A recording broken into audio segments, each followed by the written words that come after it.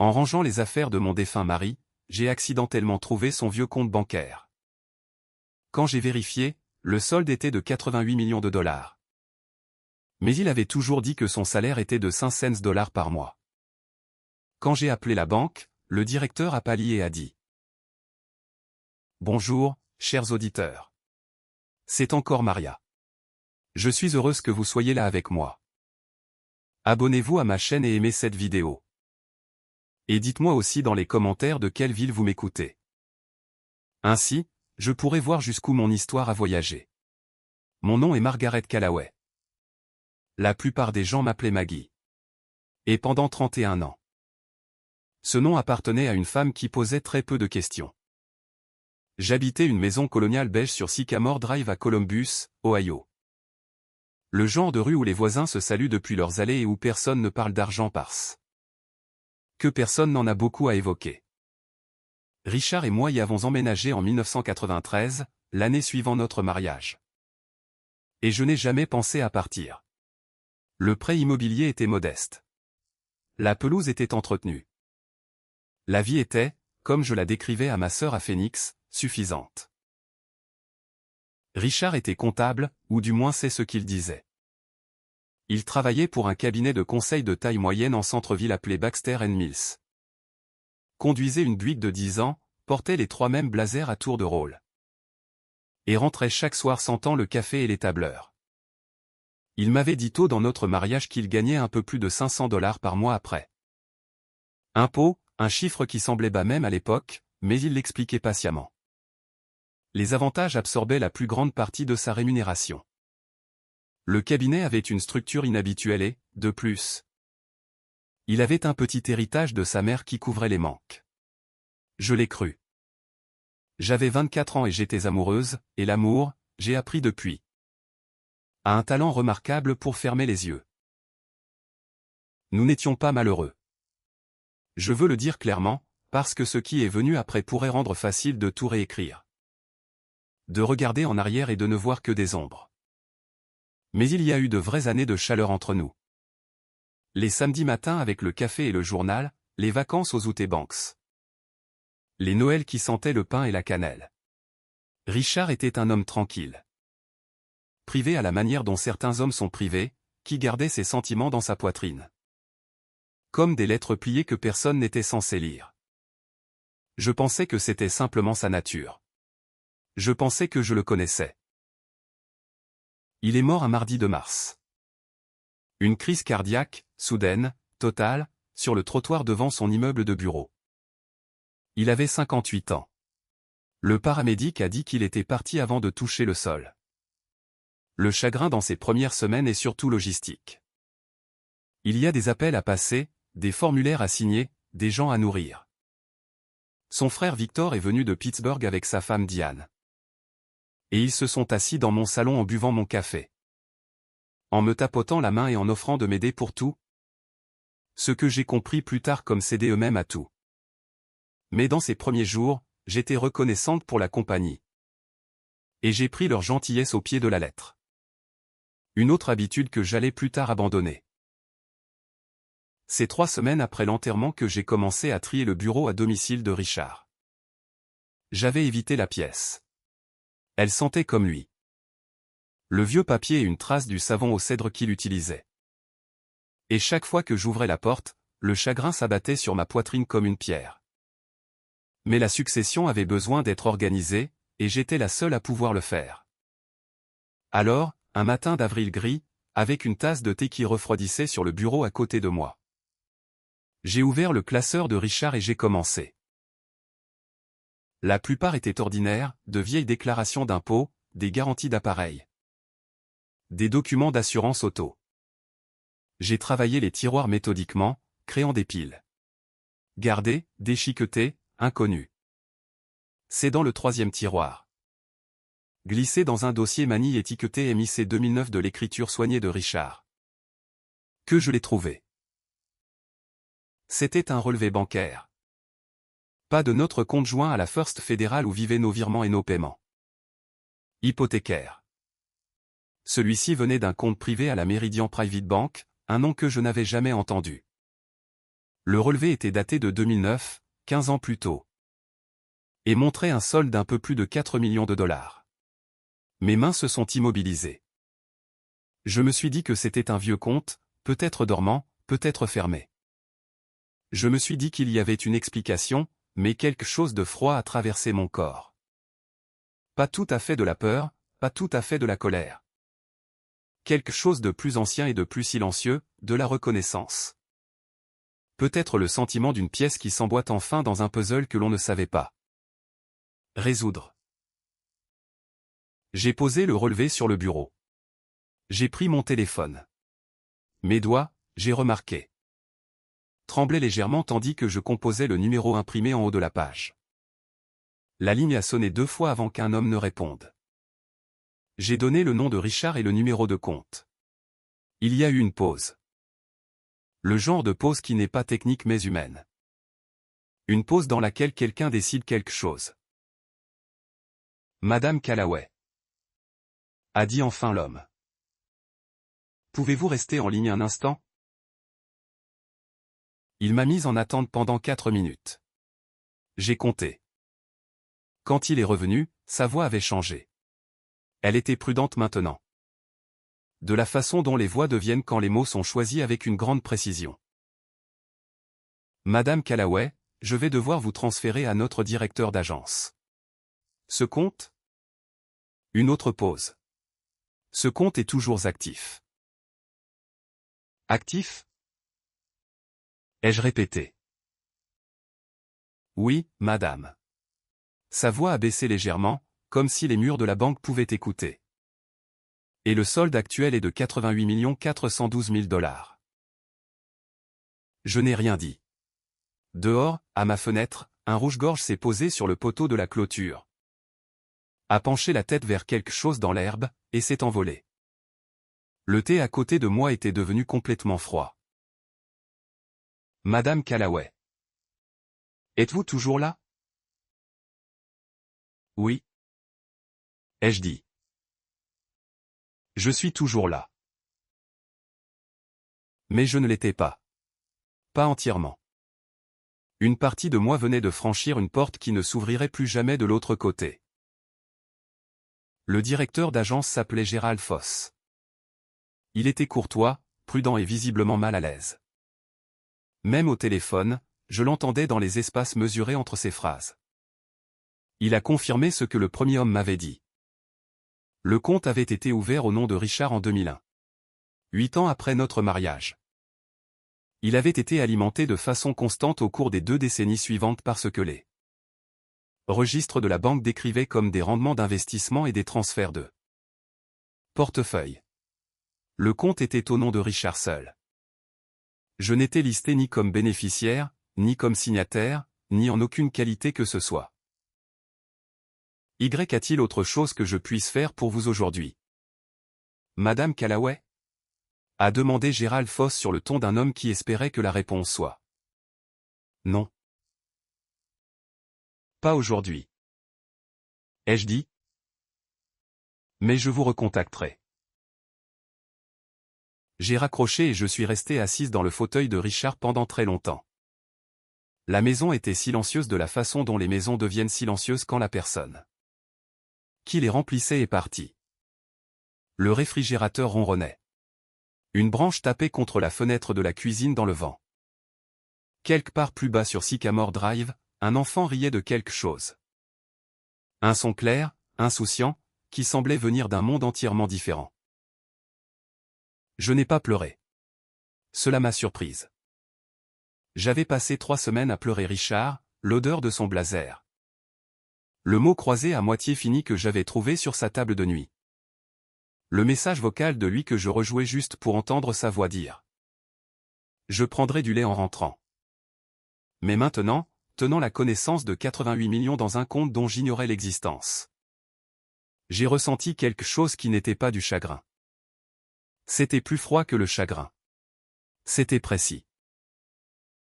J'ai commencé méthodiquement à compter 31 ans de mariage sur ce que je croyais être un revenu combiné d'un peu plus de 40 000 dollars par an une fois mon salaire à temps partiel à la Bibliothèque publique de Columbus ajouté aux prétendus 5 cents dollars par mois de Richard.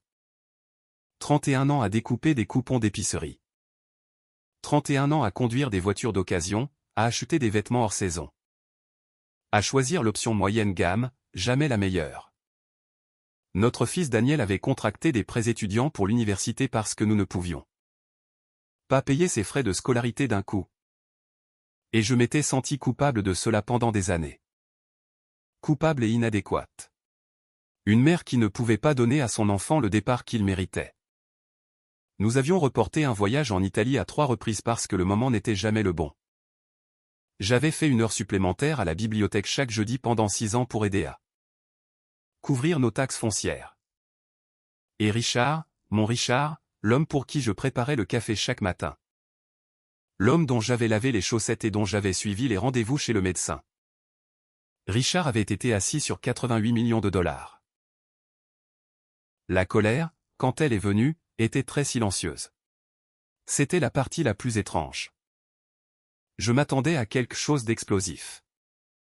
Des larmes ou l'envie de jeter quelque chose ou le genre de rage qui nécessite une porte fermée. Un oreiller pour étouffer le son. Au lieu de cela, j'ai senti une chaleur lente et précise se déplacer dans ma poitrine. Comme une veilleuse qu'on monte d'un degré soigneux à la fois. Depuis combien de temps le savait-il? Qui d'autre le savait? Cette deuxième question m'a arrêté. Victor. Le frère cadet de Richard m'avait toujours mise légèrement mal à l'aise de la façon dont certaines personnes le font. Non pas à cause de ce qu'elles disent, mais à cause de la qualité de leur attention. Victor regardait les choses. Il me regardait. Mes réactions, mes questions, la façon dont je répondais quand on mentionnait l'argent. J'avais toujours attribué cela à sa personnalité. Le léger tranchant compétitif qu'il avait envers Richard. Mais maintenant, j'ai retourné le souvenir de lui dans mon esprit comme une pierre. En regardant ce qui vivait en dessous.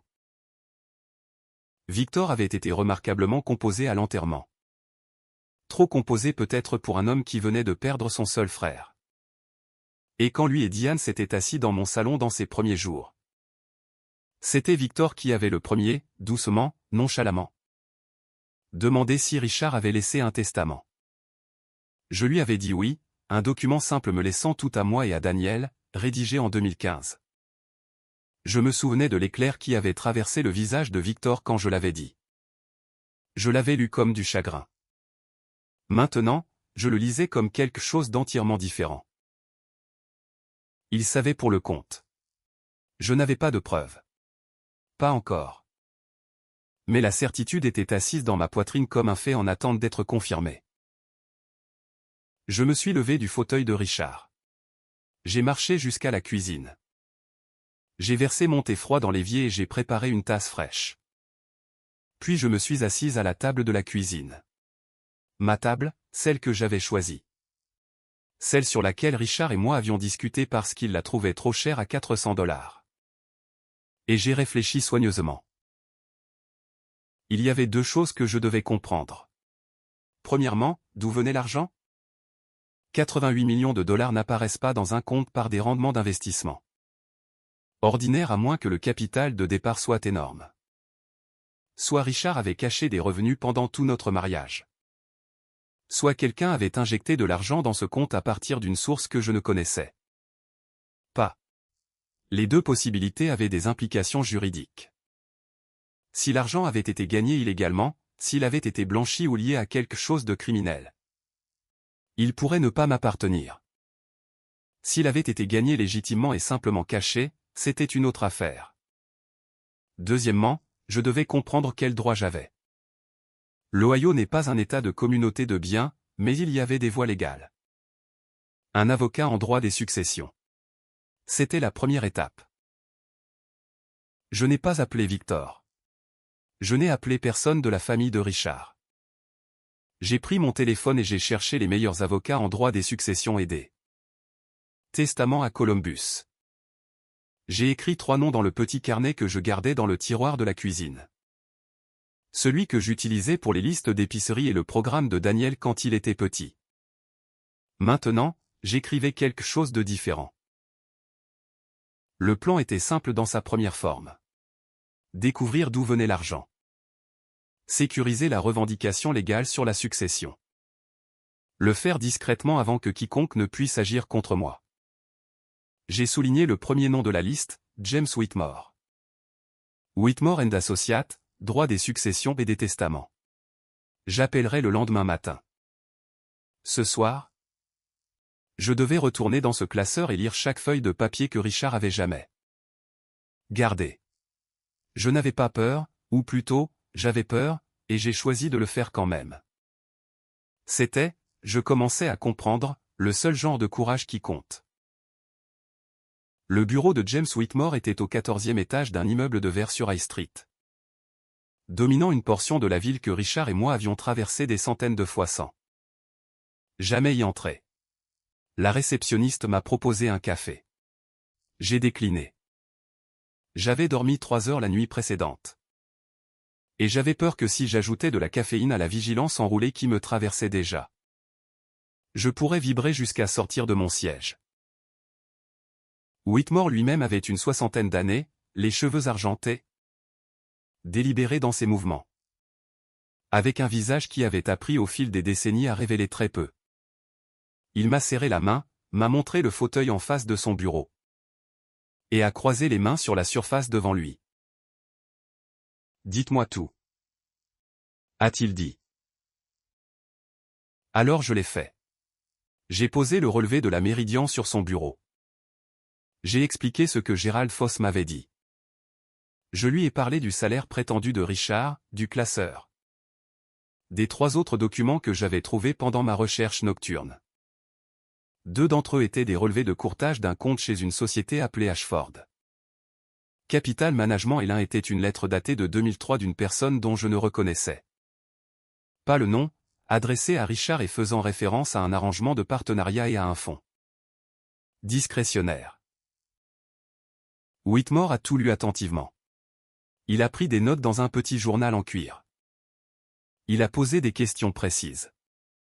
La date de notre mariage, si Richard avait jamais déposé des déclarations d'impôts séparées. Si l'on m'avait jamais demandé de signer des documents que je ne lisais pas entièrement. Si nous avions un contrat prénuptial. Nous n'en avions pas. Très bien. A-t-il dit quand j'avais répondu à tout. Voici où nous en sommes. La loi de l'Ohio, a-t-il expliqué, traite les actifs accumulés pendant un mariage comme des biens maritaux. Même si ces actifs étaient détenus au nom d'un seul conjoint. Et même si l'autre conjoint n'en avait aucune connaissance. La charge me reviendrait d'établir que le compte Méridien contenait des fonds accumulés pendant notre mariage. Mais étant donné que le compte avait été ouvert en 2001, 8 ans après notre mariage, la présomption était en ma faveur. La question plus importante, a dit Whitmore en tapotant la lettre d'Ashford Capital d'un doigt, est la source des fonds.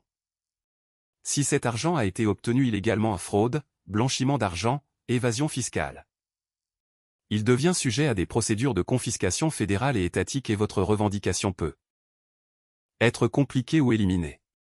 Et s'il était légal? Alors vous regardez la plus grande succession maritale non réclamée que j'ai personnellement rencontrée en 30 ans de pratique. Il a dit cela sans drame, ce qui l'a rendu plus dur. Nous devons assigner les registres de Méridien et d'Ashford Capital. Nous avons besoin de l'historique fiscal complet de Richard. Et nous devons le faire avant que quiconque d'autre n'agisse. Avant que Victor n'agisse. Ai-je dit. Whitmore m'a regardé fixement. Y a-t-il une raison de croire qu'il pourrait? Il savait quelque chose. Ai-je dit. Je n'ai pas de preuves. Mais je le sais. Alors nous agissons rapidement. Je suis parti de son bureau avec un contrat de rétention signé et une liste de documents à rassembler. C'était un mardi, exactement 4 semaines depuis que Richard était mort un mardi sur un trottoir.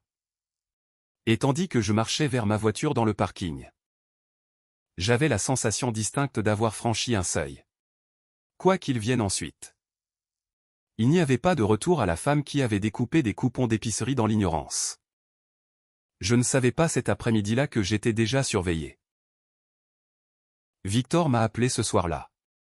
Le timing, j'ai compris plus tard, n'était pas coïncidental.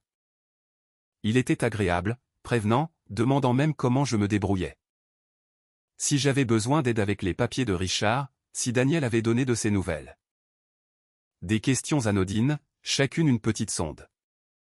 Quand il a mentionné presque en passant qu'il avait un ami très doué avec les successions et qui pouvait m'aider à naviguer les formalités légales. J'ai senti les poils se dresser sur mes avant-bras. J'ai déjà engagé un avocat. Ai-je dit. J'ai gardé ma voix douce. Mais merci. Victor. Une pause. Brève. Contrôlée. Oh. Bien sûr. Avec qui êtes-vous allé? Quelqu'un de local. Ai-je dit. Très compétent. Je ne lui ai pas donné le nom de Whitmore.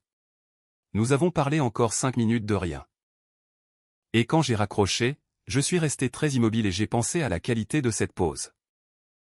Victor était bon à contrôler ses réactions, mais pas assez bon. Les documents d'Ashford Capital sont arrivés via l'assignation de Whitmore 18 jours plus tard. Je suis allé à son bureau un matin de maigri et je me suis assise en face de lui tandis qu'il me guidait à travers ce que les registres montraient. Richard, s'est-il avéré, avait été un associé silencieux dans une petite aventure de capital investissement. Parfaitement légal, déposé auprès de la SEC. Payant des impôts à travers une structure d'entreprise dont j'ignorais l'existence. Il avait investi un modeste héritage de son père en 1999, 2 ans avant notre mariage. Mais la vaste majorité de la croissance du compte, plus de 82 millions de dollars, s'était accumulée après le mariage par des rendements, des réinvestissements et une série de sorties lucratives de petites entreprises de technologie et de logistique au milieu des années 2000. L'argent était propre. Chaque dollar était traçable. Chaque déclaration d'impôt avait été correctement déposée sous une entité d'entreprise séparée que Richard ne m'avait jamais mentionné une seule fois. Il n'avait pas trompé le gouvernement. Il m'avait seulement trompé. C'est une bonne nouvelle, a dit Whitmore prudemment, en observant mon visage. Vraiment? Ai-je dit. Cela signifie que la succession est intacte et revendicable. Cela signifie qu'il n'y a pas d'enchevêtrement fédéral. Il a fait une pause. Cela signifie aussi que Richard a fait un choix délibéré et soutenu de vous cacher cela pendant tout le cours de votre mariage. J'ai regardé le relevé de courtage étalé sur son bureau. 20 ans de rendement, des chiffres qui grimpaient année après année. Patient et précis et entièrement caché. Le même homme qui rentrait chez lui sentant le café et me disait avec un visage impassible qu'il gagnait 5 cents par mois. Et Victor? Ai-je demandé. Whitmore a fait glisser une seule page de l'autre côté du bureau. C'était un registre d'entreprise. Un document d'enregistrement pour la même entité d'équité déposé en 2001. Listé comme investisseur passif avec une petite participation, Victor Allen Callaway. Il avait su dès le début. Il avait tout su. J'ai regardé le papier pendant longtemps. Dehors, 14 étages plus bas, Columbus vaquait à ses occupations de mardi, inconscient, ordinaire. Indifférent. Déposez tout. Ai-je dit. Avancez. Êtes-vous certaine? J'ai posé le document d'enregistrement d'entreprise sur les relevés de courtage et j'ai regardé James Whitmore de l'autre côté du bureau. Mon mari m'a menti pendant 31 ans, ai-je dit. Son frère l'a aidé et j'ai découpé des coupons. Oui, a dit Whitmore calmement. Je suis très certaine, ai-je dit. Le dépôt de succession a été fait un jeudi de fin mai. Whitmore l'a géré avec la précision d'un homme qui comprenait que la rapidité était elle-même une forme de pouvoir. Il a déposé avant que Victor n'ait le temps de retenir son propre conseil. Avant que Diane ne puisse faire le moindre mouvement à travers les relations familiales qu'elle aimait tant invoquer. Avant que quiconque ne puisse arranger que des documents disparaissent ou que des souvenirs se déplacent commodément. Le compte Méridian a été formellement identifié comme un actif marital. Les registres d'Ashford Capital ont été soumis en entier. La dissimulation de Richard a été exposée dans le dépôt avec un langage juridique propre et sans émotion qui, d'une certaine façon, le rendait pire. Toutes ces années réduites à des paragraphes soignés, chacun une petite accusation. J'étais assise dans ma cuisine avec une tasse de café et un livre que je ne lisais pas un samedi matin quand la voiture de Victor s'est arrêtée dans mon allée. Je m'y attendais, pas ce matin-là spécifiquement. Mais je savais depuis la nuit de son appel de sondage qu'il viendrait en personne un jour. Le conflit pour Victor exigeait un public. Il avait besoin de lire mon visage. Il avait besoin de sentir physiquement si je pouvais être intimidé. Lui et Diane sont venus à la porte ensemble. C'était intentionnel. Diane était le contrepoids de Victor. La présence adoucissante qu'il déployait quand il voulait paraître raisonnable. Elle portait un chemisier bleu pâle et tenait un petit arrangement de fleurs. Qu'elle m'a tendu avec un sourire qui n'atteignait pas tout à fait ses yeux. Nous voulions prendre de vos nouvelles, a-t-elle dit. J'ai reculé et les ai laissés entrer. Nous nous sommes assis dans le salon. La même pièce où ils m'avaient tapoté la main dans les jours après l'enterrement de Richard. Où j'avais pris leur gentillesse au pied de la lettre. Victor a regardé autour de la pièce comme s'il calculait quelque chose. Puis il m'a regardé. Maggie, a-t-il dit, sa voix basse et raisonnable. Nous avons entendu que vous aviez déposé des papiers de succession cette semaine. Les nouvelles voyagent vite. Ai-je dit. Nous avons un ami commun au greffe du tribunal. Il a dit cela sans embarras. Maggie, j'ai besoin que vous compreniez quelque chose. Ce compte, le compte Méridian, n'était pas quelque chose que Richard avait l'intention de faire passer par la succession. Il avait des plans, des arrangements. Quels arrangements, ai-je demandé. Il n'a pas laissé de testament qui mentionnait ce compte. Il y avait des understandings verbaux, a dit Victor. Je l'ai regardé. Des understandings verbaux. J'avais été bibliothécaire pendant 22 ans. Je comprenais précisément ce que les mots signifiaient et ce qu'ils ne signifiaient pas. Victor, ai-je dit? Un understanding verbal n'est pas un instrument juridique. Quelque chose a bougé dans son visage, à peine perceptible, mais là. La raisonnabilité s'est retirée d'un pouce, et j'ai vu ce qui était derrière. Maggie. Sa voix a baissé. J'étais le partenaire de Richard dans cette aventure. Légalement, une portion de ses rendements aurait dû me revenir il y a des années. Richard et moi avions un accord que, quand il mourrait, je serais compensé. Si vous continuez avec cela, je déposerai une revendication concurrente et cela deviendra une procédure juridique extrêmement publique, extrêmement longue, extrêmement désagréable. Pensez à Daniel. Pensez au nom de la famille. Voilà. J'avais préparé ce moment, pas exactement répété.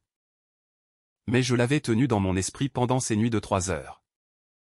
Je l'avais retourné jusqu'à en connaître la forme. J'ai posé ma tasse de café soigneusement sur le sous-verre. Victor, ai-je dit? Votre participation dans l'aventure Ashford Capital est documentée. Quel que soit le pourcentage que Richard a accepté de vous allouer. Cela peut être traité par les voies légales appropriées. Mon avocat sera heureux de recevoir un dépôt du vôtre. J'ai fait une pause. Mais je veux être très clair. Je ne retirerai pas la revendication de succession. Pas maintenant. Pas plus tard, sous aucune circonstance. Diane s'est penchée en avant. Maggie. S'il vous plaît. Réfléchissez à ce que vous faites. J'y ai réfléchi, ai-je dit. Pendant 31 ans. J'ai géré un foyer sur un budget qui était un mensonge. Je me suis excusé auprès de mon fils de ne pas pouvoir payer ses frais de scolarité. J'ai conduit une Honda Civic 2008 avec un tableau de bord fissuré. Je pense que j'ai assez réfléchi à ce que je fais. La pièce était très silencieuse. Victor s'est levé. C'était un homme grand et il utilisait sa taille de la façon dont certains hommes le font. Comme une sorte de déclaration. Vous faites une grave erreur, a-t-il dit. Peut-être. Ai-je dit. Mais c'est la mienne à faire. Ils sont partis. J'ai regardé la voiture de Victor reculer de mon allée avec un peu plus de vitesse que nécessaire. Puis j'ai fermé la porte d'entrée et je suis resté dans mon couloir seul. Mes mains tremblaient, non pas de peur ou pas entièrement. Du tremblement particulier qui vient après que votre corps s'est tenu rigide pendant une heure et qu'il est enfin autorisé à se relâcher. J'ai pressé mon dos contre la porte et j'ai respiré. J'ai d'abord appelé Whitmore, rapporté la conversation en entier. Et confirmé que tout ce que Victor avait dit constituait une menace informelle qui devait être documentée. Puis j'ai appelé mon fils Daniel à Chicago et nous avons parlé pendant une heure. Je lui ai tout dit enfin et j'ai écouté le long silence à son extrémité de la ligne avant qu'il dise. Calmement, maman, est-ce que tu vas bien? Je vais l'être. Ai-je dit. Après avoir raccroché, j'ai fait quelque chose que je n'avais pas fait depuis la mort de Richard. J'ai réservé une chambre dans une petite auberge près de Hocking Hills. À 2 heures au sud de Columbus, et j'ai fait un sac. 3 jours, des arbres et du silence, et personne qui n'avait besoin de quoi que ce soit de moi. J'y suis allé le lendemain matin avec les fenêtres baissées et la radio éteinte. Je me suis assise sur le porche de la cabane au crépuscule et j'ai regardé la lumière changer dans les collines. Et je me suis laissé sentir le chagrin pour le mariage que je pensais avoir eu. La fureur pour le mariage que j'avais réellement eu. Et sous les deux, quelque chose de nouveau et de fragile mais de réel. Le premier contour clair de qui j'allais être quand ce serait fini. J'avais 52 ans. Le compte contenait 88 millions de dollars. Et je ne faisais que commencer. Je suis revenu de Hocking Hills un mercredi après-midi et dès le jeudi matin il y avait déjà une lettre qui m'attendait. Transmise du bureau de Whitmore parce que Victor avait été assez malin pour l'adresser à mon avocat. Plutôt qu'à moi directement. Papier à en-tête juridique. Rangée soignée de caractère d'un cabinet de Pittsburgh appelé Rearen Vasquez & Hill. La lettre proposait un règlement. Victor, par l'intermédiaire de son conseil, offrait de renoncer à toute revendication concurrente contre le compte Méridian et la succession. Ashford Capital en échange d'un paiement forfaitaire de 6 millions de dollars à prélever sur la succession et à lui transférer dans les 60 jours de l'accord. La lettre présentait cela comme une résolution de bonne foi dans l'intérêt de préserver l'harmonie familiale. Elle utilisait l'expression « harmonie familiale » 2 fois en 4 paragraphes. Ce qui me disait tout ce que j'avais besoin de savoir sur la confiance avec laquelle elle avait été écrite. 6 millions sur 88. J'ai lu la lettre à la table de conférence de Whitmore tandis qu'il m'observait attentivement. Il vous teste. Oui, a-t-il convenu. Le chiffre est assez bas pour être insultant. Ce qui signifie l'une de deux choses. Soit ils ne croient pas que vous poursuivrez cela pleinement. Soit ils ouvrent une négociation. Ils ont tort sur les 2 points, ai-je dit. J'ai posé la lettre. Quelle est son exposition juridique réelle? Sa participation dans Ashford Capital. Combien valait-elle? Whitmore a ouvert un dossier. Victor avait détenu une participation passive de 6% dans l'aventure de 2001 à 2007. Quand il avait exercé une clause de rachat anticipé et reçu un paiement d'environ 240 000 dollars.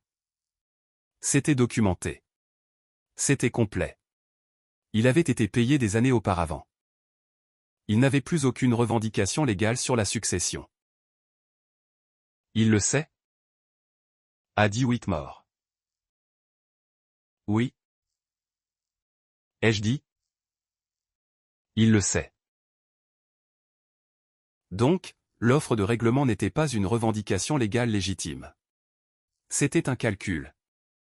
Un pari que j'étais assez effrayé ou assez confus ou suffisamment conditionné par 30 ans de gestion avec pas assez pour prendre un chiffre à 6 0 et me considérer chanceuse. Envoyer un rejet formel, ai-je dit, poliment, précisément? Sans contre-offre et sans suggestion qu'il y a un chiffre que nous accepterions. Whitmore a pris une note. Cela va faire monter les choses. Je sais. Ai-je dit. Laissez-le. J'ai déjeuné cet après-midi-là avec Carol Morrison. Carol et moi étions amis depuis que nos enfants étaient à l'école élémentaire ensemble. Sa fille Kate et mon Daniel, tous deux depuis longtemps adultes et dispersés. Nous avions dérivé de la façon confortable dont les vieilles amitiés dérivent. Nous voyions pour des dîners d'anniversaire et le café occasionnel. Maintenant la chaleur lâche et facile de personnes qui connaissent toute l'histoire de l'autre. Après la mort de Richard, Carol avait été l'une des premières à appeler. Et elle n'avait pas fait l'erreur que beaucoup de gens font. Elle ne m'avait pas dit quoi ressentir ni quand le ressentir. Elle avait apporté un gratin et s'était assise avec moi dans la cuisine et avait parlé de rien de particulier pendant 2 heures et ça avait été exactement ce dont j'avais besoin. Maintenant, je lui ai tout dit. Nous étions dans un box du petit restaurant italien près de sa maison à Bexley et j'ai regardé le visage de Carol tandis que je parlais. L'attention soigneuse qu'elle accordait à chaque morceau de l'histoire. La façon dont elle n'interrompait pas. La façon dont elle posait ses questions seulement quand je faisais une pause. Quand j'ai fini, elle est restée silencieuse un moment. Maggie. A-t-elle dit? Comment vas-tu vraiment? Pas légalement. Vraiment. C'était tellement une question de Carol. Je suis en colère, ai-je dit. Et je suis en deuil et je ne suis pas sûr de savoir comment séparer les deux. Tu n'as pas à le faire? A-t-elle dit. Ils peuvent être la même chose. Je n'arrête pas de penser au voyage en Italie, ai-je dit.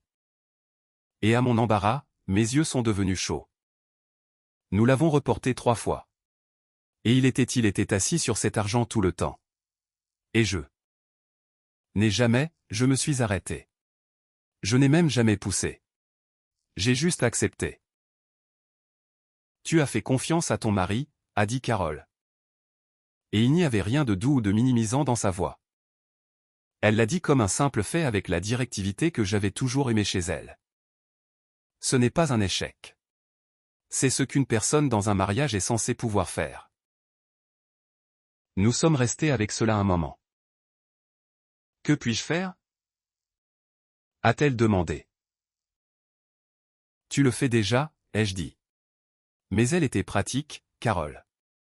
Elle l'avait toujours été. Au cours de l'heure suivante, elle a fait plusieurs choses utiles. Elle m'a mise en relation avec son cousin, un expert comptable judiciaire à Cleveland, qui pouvait aider Whitmore à retracer l'histoire complète de l'entité d'entreprise de Richard. Elle m'a offert sa chambre d'amis si les choses à la maison devenaient inconfortables. Et elle a dit quelque chose tandis que nous mettions nos manteaux pour partir que je me suis retrouvé à y revenir encore et encore dans les semaines qui ont suivi. Richard a fait ses choix en secret, a-t-elle dit. Tout ce que tu fais à partir d'ici, tu le fais au grand jour. C'est la différence entre toi. J'y ai pensé sur le chemin du retour. Les maisons le long de la rue avaient l'air ordinaire de l'extérieur. Toutes. Chaque seule. C'était ça avec les secrets. Il faisait que les maisons ressemblaient aux autres. C'était seulement quand on ouvrait le classeur qu'on découvrait ce qu'il y avait vraiment dedans. J'ai déverrouillé ma porte d'entrée, je suis entré dans le couloir. Et j'ai senti pour la première fois depuis des semaines quelque chose proche d'un sol solide sous mes pieds. Ils sont venus un samedi soir de juin, et ils sont venus sans appeler. J'ai entendu la sonnette à 19 h. Quand la lumière d'été était encore longue et dorée à travers le sol du salon. Et j'ai su avant d'ouvrir la porte que c'était eux. Je ne sais pas comment. Un calcul de timing et de tension et la conscience que Victor interpréterait mon rejet formel de son offre de règlement comme une sorte de déclaration et que les déclarations exigeaient une réponse. Diane tenait une bouteille de vin, une bonne bouteille. J'ai remarqué l'étiquette, un Cabernet de Californie qui coûtait 60 ou 70 $. La dernière fois qu'elle était venue chez moi, elle avait apporté un arrangement de 10 $ de fleurs d'épicerie. Le vin était une déclaration. Nous venons en égaux. Nous venons généreusement. Nous étions dans le quartier, a-t-elle dit, tendant la bouteille avec un sourire chaleureux. Victor portait un blazer décontracté, les mains dans les poches. Entièrement détendu à la façon d'un homme qui joue la détente pour un public. J'ai tenu la porte ouverte et les ai laissés entrer parce que refuser leur aurait dit quelque chose. Que je n'étais pas prête à révéler, que j'avais peur, et je n'allais pas leur donner cela. Nous nous sommes assis encore dans le salon. J'ai posé le vin sur la table basse non ouverte et j'ai sorti 3 verres d'eau. Victor a enregistré cela sans commentaire. Maggie, a-t-il commencé. Nous avons beaucoup réfléchi à ce qui s'est passé la dernière fois que nous étions ici.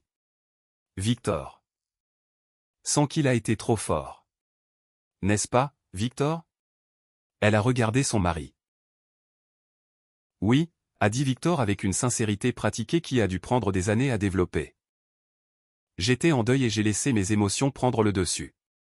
Ce que j'ai dit sur les revendications concurrentes, je regrette la façon dont je l'ai dit.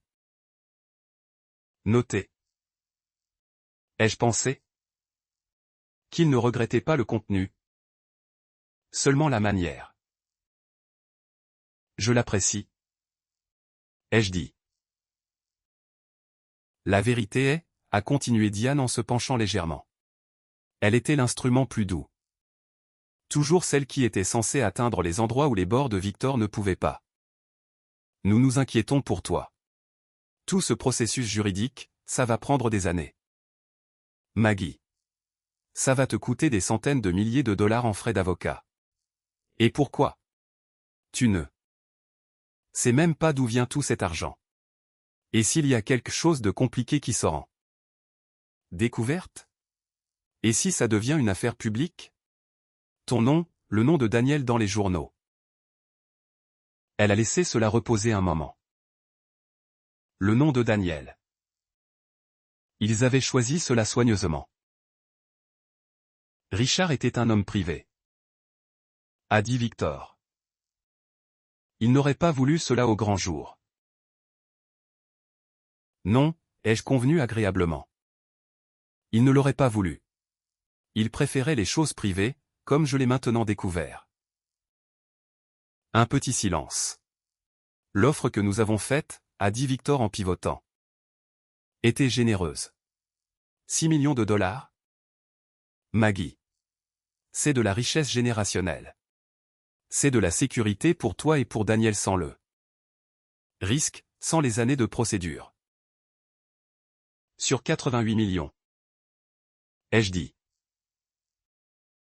Il y a des revendications concurrentes sur cet argent, a dit Victor. Et sa voix est tombée dans quelque chose de plus dur. Il y a des parties que tu ne connais pas. La structure d'entreprise de Richard impliquait d'autres investisseurs, d'autres arrangements.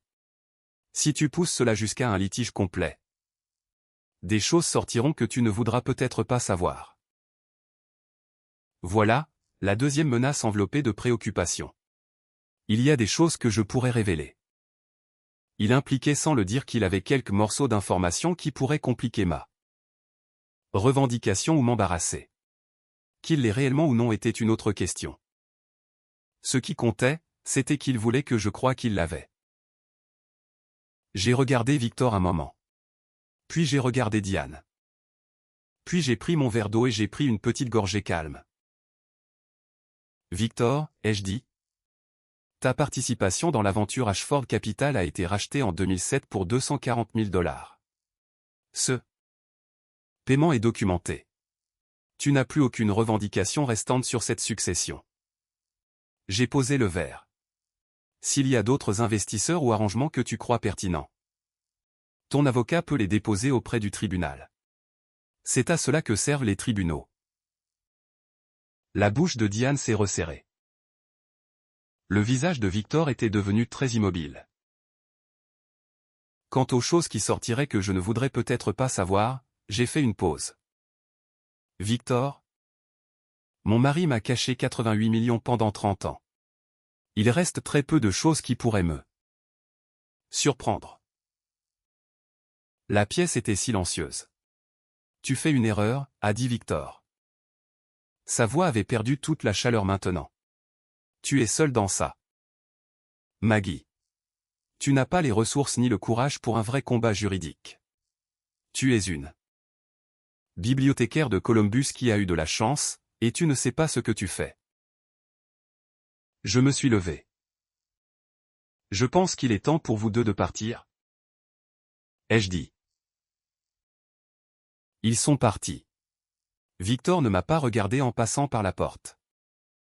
Diane a jeté un regard en arrière une fois, et dans son visage. Derrière la présentation soignée de la dernière heure, j'ai vu quelque chose de brut et de laid. L'expression d'une femme qui s'attendait à ce que cela fonctionne et qui recalibrait en temps réel. J'ai fermé la porte. Je l'ai verrouillée. Puis je suis resté dans mon couloir le dos contre la porte et je me suis laissé sentir la peur. Elle était là. Bien sûr qu'elle l'était. Victor n'était pas un homme stupide, et la menace sur d'autres parties. D'autres arrangements avaient été conçus spécifiquement pour atterrir à l'endroit où vivait mon incertitude. Et s'il avait vraiment quelque chose? Et si l'argent de Richard avait une ombre que je n'avais pas encore trouvée? Mais la peur, en se déplaçant à travers moi, a fait quelque chose d'inattendu. Elle s'est aiguisée.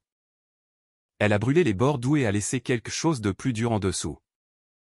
La même précision que j'avais sentie dans le fauteuil du bureau de Richard la nuit où j'avais lu le relevé bancaire pour la première fois. J'étais allé trop loin pour être ramené par un homme avec une bouteille de vin cher et un talent.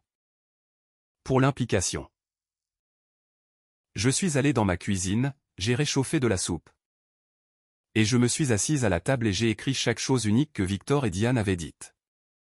En séquence avec l'heure et la date en haut de la page. J'ai envoyé le document à Whitmore cette nuit-là. Documenter tout, m'avait-il dit lors de notre toute première réunion. J'étais bibliothécaire. J'avais documenté des choses toute ma vie. L'audience était fixée à un mardi de septembre. 6 mois presque jour pour jour depuis que Richard était mort un mardi sur un trottoir. Je me suis réveillé à 5 heures ce matin-là sans alarme. La maison était sombre et immobile. Je me suis douché. Je me suis habillé du blazer anthracite que j'avais acheté spécifiquement pour cela. Non pas parce que je pensais que les vêtements détermineraient quoi que ce soit. Mais parce que j'avais appris dans le mois depuis avril que la préparation était sa propre sorte d'armure. J'ai mangé un morceau de toast. J'ai bu mon café à la table de la cuisine où j'avais fait ma première liste dans le carnet qui servait autrefois au rappel d'épicerie. Puis j'ai conduit au tribunal du comté de Franklin. La salle d'audience des successions était plus petite que je ne l'avais imaginé, lambrissée de bois. Éclairée au néon.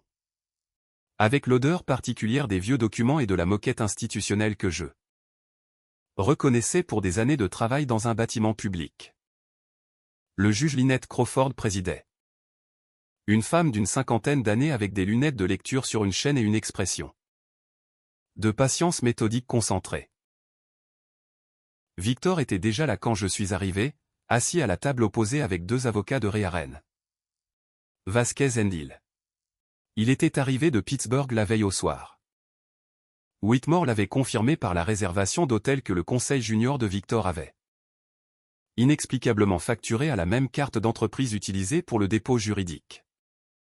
Une petite négligence, le genre qui s'accumule. Victor ne m'a pas regardé quand je suis entré. Il parlait calmement à son avocat principal, un homme compact nommé Sorenson. Et il a maintenu cette performance d'absorption tout au long des préliminaires. Diane était dans la galerie. Elle portait du noir, ce que j'ai trouvé notable. Le juge Crawford a appelé la procédure à l'ordre. Whitmore a présenté notre affaire avec l'efficacité d'un homme qui avait passé 6 mois à construire quelque chose d'étanche. Le compte Méridian ouvert en 2001, 8 ans dans le mariage. Financé par le véhicule d'entreprise Ashford Capital. L'historique fiscal complet, propre, correctement déposé, pas d'enchevêtrement fédéral. Le certificat de mariage, les 31 ans de registre de foyer commun, hypothèque, service public. Un style de vie documenté entièrement incohérent avec les actifs connus. L'argument était simple et dévastateur. Richard Callaway avait dissimulé des actifs maritaux à sa femme pendant toute la durée de leur mariage. Selon la loi de l'Ohio, ces actifs étaient des biens maritaux. Sa veuve était l'héritière légitime. L'équipe de Victor a ensuite présenté leurs revendications concurrentes. Sorenson était poli. Il a argumenté que Victor avait été un partenaire intégral et continu dans l'aventure qui avait généré la valeur de la succession. Qu'il y avait des accords verbaux entre les frères sur la disposition du compte. Et que la revendication de Maggie devrait être compensée par quelques sommes dues à Victor selon ses accords. Votre honneur, a dit Sorenson. Monsieur Victor Callaway avait une pleine connaissance de ce compte et de sa croissance au cours de 20 ans. Il n'était pas un observateur passif. Il était un participant fondateur. Et voilà. Whitmore m'avait prévenu de surveiller exactement ce moment. Il l'avait vu dans le dépôt. L'erreur enfouie dans le 3e paragraphe de la revendication concurrente dans l'effort d'établir le locus standi de Victor. Pour justifier sa revendication, Sorenson avait eu besoin d'argumenter que Victor avait une connaissance continue et une implication avec le compte, ce qui signifiait que le dépôt établissait formellement que Victor avait su pour l'actif marital. Caché pendant 20 ans sans jamais me le divulguer. Whitmore s'est levé. Votre honneur. J'aimerais attirer l'attention de la Cour sur quelque chose que monsieur Sorenson vient de confirmer au nom de son client. Il a pris une copie du propre dépôt de Victor et a lu le passage pertinent à voix haute précisément. Sans commentaire éditorial. Monsieur Victor Callaway avait une pleine connaissance de ce compte. Par l'argument propre de M. Sorenson. La partie adverse a été au courant pendant 2 décennies que son frère dissimulait un actif marital à sa belle-sœur. Cette cour pourrait souhaiter considérer quelle obligation cette connaissance crée. Et si le silence de monsieur Callaway constitue une participation à cette dissimulation?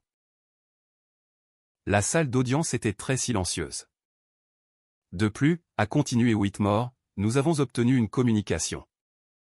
Il a tenu un document daté du 14 mars 2012 dans lequel monsieur Victor Callaway écrivait à son frère Richard demandant une distribution informelle du compte Méridian en le référenquant par numéro 2. Compte.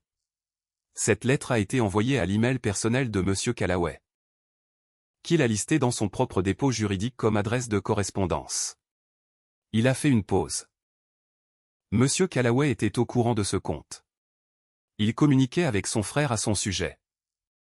Et il n'a pas divulgué son existence à la cour, au conseil adverse. Ou à sa belle-sœur. Pas quand elle l'a appelé la nuit de la mort de Richard. Pas quand il s'est assis dans son salon dans les jours après l'enterrement. Et pas quand il a déposé sa revendication concurrente. Le juge Crawford a retiré ses lunettes de lecture et a regardé Victor. La composition de Victor a tenu pendant environ 4 secondes de plus. Puis il s'est tourné vers Sorenson et a dit à un volume audible dans toute la salle d'audience. Tu m'as dit que cette lettre n'était pas découvrable. Sorenson a mis une main sur son bras. C'était trop tard. Le marteau de Crawford est tombé une fois sèchement. Monsieur Callaway, vous vous adresserez à cette cour par l'intermédiaire de votre conseil. Victor s'est rassis. Son visage était de la couleur de la vieille craie. Diane dans la galerie derrière lui était devenue très immobile. Je suis resté à ma table et j'ai regardé le grain du bois de la surface devant moi. Et je n'ai rien ressenti de dramatique, aucun triomphe, aucun soulagement, pas encore. Seulement la certitude constante et silencieuse d'une chose qui se déplace correctement vers ça. Conclusion comme une horloge bien faite gardant l'heure exacte. Crawford a adressé les 2 tables de conseil. Je vais appeler une pause de 15 minutes, a-t-elle dit. Après quoi j'entendrai les arguments sur la question de la qualité pour agir de M. Victor Callaway. À la lumière de la divulgation faite ce matin. Elle a regardé Sorenson. Conseil. Je suggérerais fortement que vous utilisiez ces 15 minutes pour conférer avec votre client sur les implications de la déclaration faite en audience publique.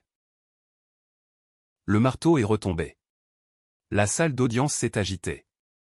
Je suis resté où j'étais. Whitmore s'est penché et a dit calmement, c'est le match. Pas encore. Ai-je dit? Mes proches. Le juge Crawford est revenu de la pause avec l'expression d'une femme qui avait vu précisément ce genre de choses auparavant et qui n'avait aucune patience pour cela. La pause de 15 minutes avait été mouvementée. Sorenson avait livré une évaluation privée urgente à Victor sur la déclaration en audience publique. Et ses implications, et Victor avait répondu en blâmant son avocat pour une préparation inadéquate. Rien de cela n'était visible quand la cour a repris. Les 2 hommes étaient professionnellement recélés. Mais cela expliquait la qualité des arguments ultérieurs de Sorenson, qui était notablement moins confident qu'il ne l'avait été avant la pause. Crawford l'a écouté avec patience et minutie, a posé des questions précises, a demandé des citations spécifiques. Quand Sorenson s'est enfin rassis, elle a pris plusieurs notes. Puis elle a levé les yeux. La Cour a examiné la revendication concurrente déposée par Victor Allan Callaway et a entendu les arguments des 2 parties ce matin, a-t-elle dit. Je suis également en possession de la correspondance de 2012 dans laquelle M. Victor Callaway fait référence directe au compte Méridian par numéro. Elle a retiré ses lunettes de lecture. La loi dans cet état est claire. Une revendication concurrente contre une succession maritale doit être apportée de bonne foi avec pleine divulgation de tous les faits matériels connus du demandeur. Le propre dépôt de M. Victor Callaway établit qu'il avait connaissance du compte Méridian pendant au minimum 14 ans. Il n'a pas divulgué cette connaissance à sa belle-sœur quand il s'est assis dans son salon dans les jours après la mort de son frère. Il l'a divulgué seulement quand cela est devenu stratégiquement nécessaire pour établir la qualité pour agir. La voix de Crawford avait la qualité de quelque chose d'irrévocable. Des mots s'installant dans le procès-verbal devenant permanents. La revendication concurrente est rejetée. La succession complète de Richard Allen Callaway, y compris tous les actifs détenus dans le compte de la banque privée Méridian et les avoirs restants, à travers le véhicule d'entreprise Ashford Capital, est confirmé comme bien marital et attribué à Margaret Ann Callaway en tant qu'épouse survivante et seule héritière. Elle a fait une pause. De plus, cette cour renvoie la question de la dissimulation d'informations matérielles par M. Victor Callaway au bureau du procureur du comté de Franklin pour examen de charges potentielles liées à la fraude. Madame Callaway. Cette cour est désolée pour votre perte. La succession est à vous. Nous sommes ajournés. Le marteau. Je suis resté un moment après que la pièce a commencé à bouger autour de moi. Je n'ai regardé ni Victor ni Diane. J'ai pensé à Richard, au savon au cèdre, aux mots croisés, au rouge-gorge sur le poteau de la clôture. J'ai pensé à 31 ans. Je n'étais pas venu ici pour la vengeance seule. J'étais venu parce que l'alternative était d'absorber le mensonge et de l'appeler une vie. Et j'avais 52 ans et la vie devant était allée être la mienne. Construite sur un sol que je comprenais. Avec de l'argent dont je pouvais rendre compte les yeux pleinement ouverts. Dehors le tribunal, Whitmore m'a serré la main sur les marches. Félicitations, Madame Callaway. Vous avez été extraordinaire là-dedans. Je n'ai rien dit là-dedans. Ai-je dit? C'est exactement ce que je veux dire? A-t-il dit avec un petit sourire. J'ai conduit à la maison sur des rues qui avaient l'air les mêmes que toujours. Le tableau de bord de la Civic avait toujours la fissure. Je me suis arrêté dans l'allée de Sycamore Drive et je suis resté un moment dans la voiture. Silencieuse. Puis je suis entré, j'ai mis la bouilloire et j'ai appelé Daniel. C'est fini? Ai-je dit quand il a répondu. Nous avons gagné. Je l'ai entendu expirer. Un long, lent, irrégulier souffle. Des mois d'inquiétude se relâchant d'un coup. Maman, qu'est-ce que tu vas faire maintenant? J'ai regardé par la fenêtre de la cuisine le jardin. Le poteau de la clôture où le rouge-gorge se posait parfois. Tout, ai-je dit. Je vais tout faire. Je suis allé en Italie en octobre. Pas le circuit raisonnable de 2 semaines que Richard et moi avions sans fin reporté. J'ai loué un appartement à Florence pour 1 mois. Un appartement au-dessus d'une boulangerie près de l'Oltrarno avec des sols en terre cuite et une fenêtre vers le Duomo. Je me suis réveillé chaque matin à l'odeur du pain et au son de la ville. Complètement présente dans ma propre vie pour la première fois depuis des années. J'ai payé les prêts étudiants de Daniel en un seul transfert et je l'ai écouté pleurer. J'ai établi une bourse à la bibliothèque publique de Columbus. J'ai rénové la maison, la cuisine que j'avais toujours voulu. Une salle de lecture où le stockage était resté inutilisé pendant 30 ans. J'ai laissé le tableau de bord fissuré de la Civic intact. Certaines choses valent la peine d'être gardées telles qu'elles étaient. Carole est venue pour 1 semaine. Pendant un dîner sur une terrasse de Florence, elle a regardé de l'autre côté de la table et a dit : « Tu as l'air de toi-même. » Peut-être pour la première fois. Ai-je dit. Victor a été inculpé de dissimulation frauduleuse d'actifs de succession 3 mois après l'audience. Sa défense juridique a consommé des économies bien plus modestes que ce que leur style de vie avait impliqué. La maison de Pittsburgh a été vendue en février et a à peine couvert leurs dettes. Le monde social de Diane s'est effondré. Les amis qui avaient orbité autour de leur vie étaient du genre qui orbite et quand la gravité a changé, ils ont changé aussi. Le procès de Victor était prévu pour le printemps. Je n'y assisterai pas. Tous les processus n'ont pas besoin de témoins.